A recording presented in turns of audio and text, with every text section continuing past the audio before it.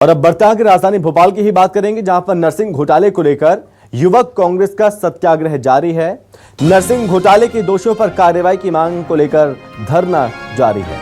विश्वास सारंग के इस्तीफे की मांग पर कांग्रेस अड़ी हुई है। जिस समय घोटाला हुआ, विश्वास सारंग जो कि चिकित्सा मंत्री थे, विश्वास सारंग में हालांकि जो विश्वास सारंग ने जिम्मेदारी से पल्ला झाड़ा। सदन से लेकर सड़क तक आक्रामक कांग्रेस और कांग्रेस विधायक सत्याग्रह खत्म करवाएंगे। दरअसल कांग्रेस विधायक सत्याग्रह खत्म करवाने की कोशिश करेंगे, क्योंकि कई नेता सत्याग्रह में डटे हुए हैं। प्रदर्शन किया जा रहा है और इस बीच नरसिंह घोटाले को लेकर सदन से लेकर सड़क तक कांग्रेस पार्टी बीजेपी को, सत्ता पक्ष को घेरने का प्रयास कर रही है। इस्तीफा मांगा जा रहा है विश्वास सारंग का। और सहयोगी शब्बीर हमारे साथ लगातार बने हुए हैं। शब्बीर, कांग्रेस पार्टी पूरी तरह से अडिग है। इस बीच इस्तीफे की मांग की जा रही है। प्रदर्शन लगातार देखने को मिल रहा है, सदन में भी और सड़क पर भी संग्राम लगातार जारी है। बिल्कुल संभव, आपने सही कहा। सड़क से लेके सदन तक के संग्राम देखने को मिल रहा है।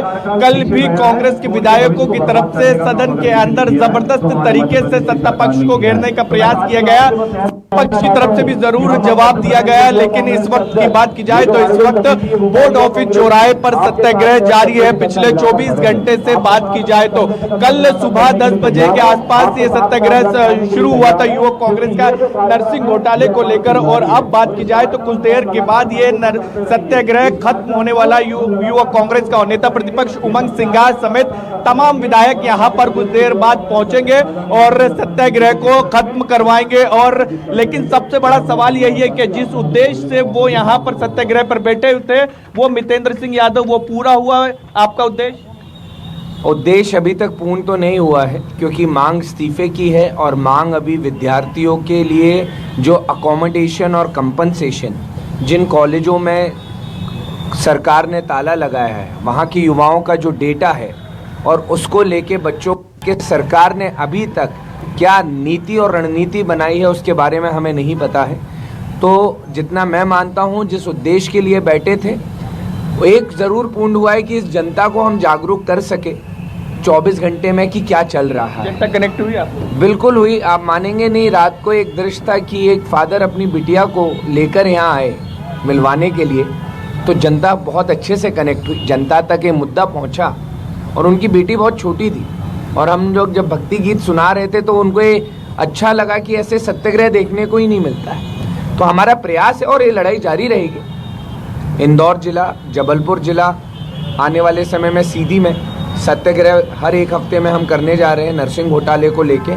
और अगर मुझे लगता है कि एक उग्र प्रदर्शन आने वाले समय में अगर इस मुद्दे को लेके भी करना पड़ा, तो हम सभी लोग उसकी रणनीति और योजना के तहत एक बहुत बड़ा उग्र प्रदर्शन विधायक जो आ रहे हैं जी, अभी उमंग सिंघार जी आ रहे हैं व्रत खुलवाने के लिए, तो कुछ विधायकगण भी उनके साथ पधार रहे हैं। उसके बाद हम अपने सत्याग्रह का समापन। ये देख सकते हैं संभव अगली रणनीति भी बताते हुए यहाँ पर मितेंद्र सिंह यादव नजर आ रहे हैं। यानी अब जो भोपाल में बड़ा प्रदर्शन किया गया, सत्याग्रह किया गया, ये जिले दर जिले पहुंचकर भी अब सत्याग्रह होता हुआ नजर आएगा। यानी पूरी कोशिश कांग्रेस की ये है कि नरसिंह घोटाले को प्रदर्शन भले ही किया जा रहा है, लगातार डटे हुए हैं कांग्रेस के नेता, युवा कांग्रेस के नेता डटे हुए हैं और इस पर कार्रवाई की मांग की जा रही है, इस्तीफे की मांग की जा रही है।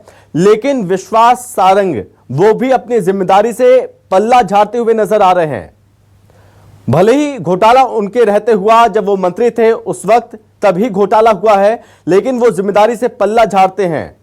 ऐसे में अब क्या कहना है कांग्रेस नेताओं का, उनका क्या सोचना है?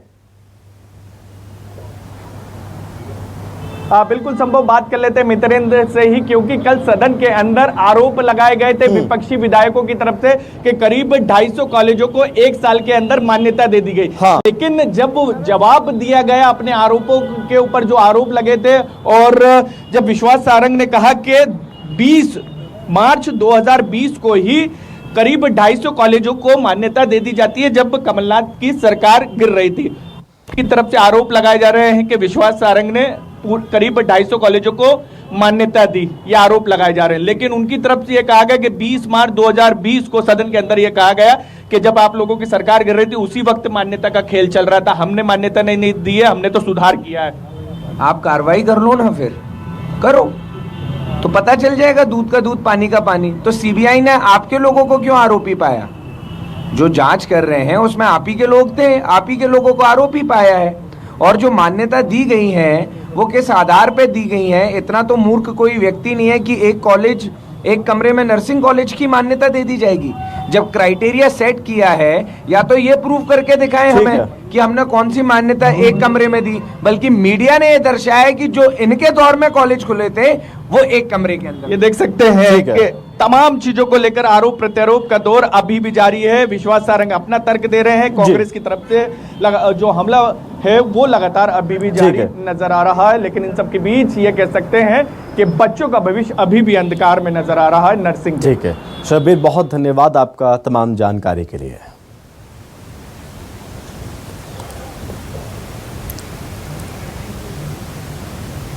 तो एमपी में नर्सिंग घोटाले को लेकर सदन से लेकर सड़क तक संग्राम जारी है और इस बीच सत्याग्रह शुरू किया गया था, लेकिन आर पार की मूड की लड़ाई में नजर आ रहे हैं कांग्रेस नेता।